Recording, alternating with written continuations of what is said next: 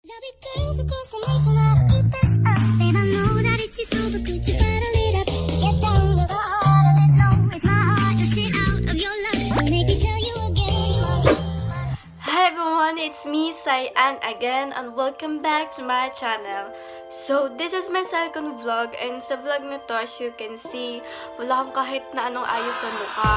So, yan, kita nyo yung mga pimples ko ngayon sa face, kasi nagbe-breakdown yung mukha ko ngayon, dahil lagi ulat yung ate mo. So, yun nga, kaya naka-bare face kasi ako ngayon. Gusto ko ipakita sa inyo yung everyday makeup routine ko. So, sa everyday makeup routine na to, gusto ko lang i-share sa inyo kung ano yung makeup ko every time na gumagala ako or pumapasok ako sa school. Kasi summer na ngayon and bakasyon na, so maraming taong gustong gumala. Pero since quarantine nga tayo, so kailangan stay at home para hindi tayo makasagap ng virus. Tayo nyo natin sa bahay kapag bored kayo.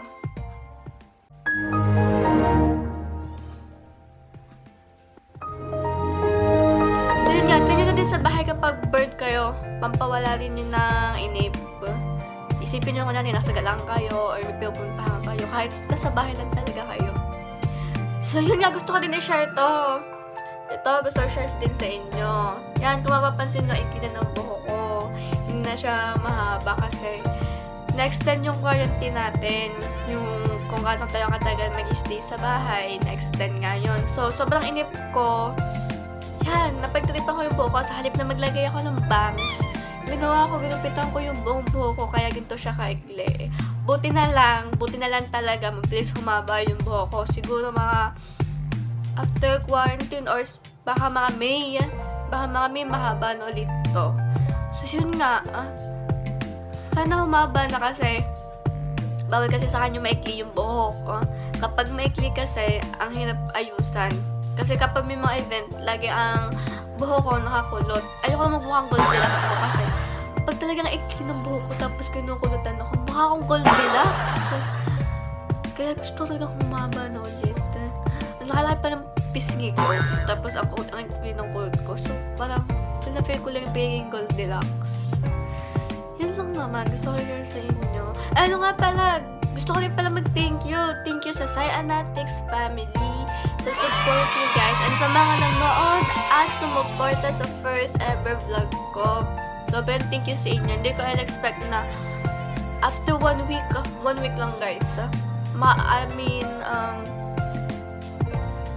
Siguro less than 400 viewers na yung nanood. 1 week lang siya.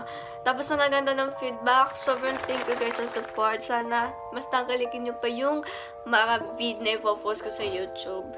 So, yun lang naman gusto akong sabihin. Sorry kung masyado madaldal. Kasi syempre, minsan lang to. So, yun nga. Let's do the makeup routine. Nga pala guys, gusto ko lang sabihin sa inyo na hindi ako gumagamit ng cream, like BB cream, CC cream, foundation, or ano yung tawag doon? Nakalimutan ko.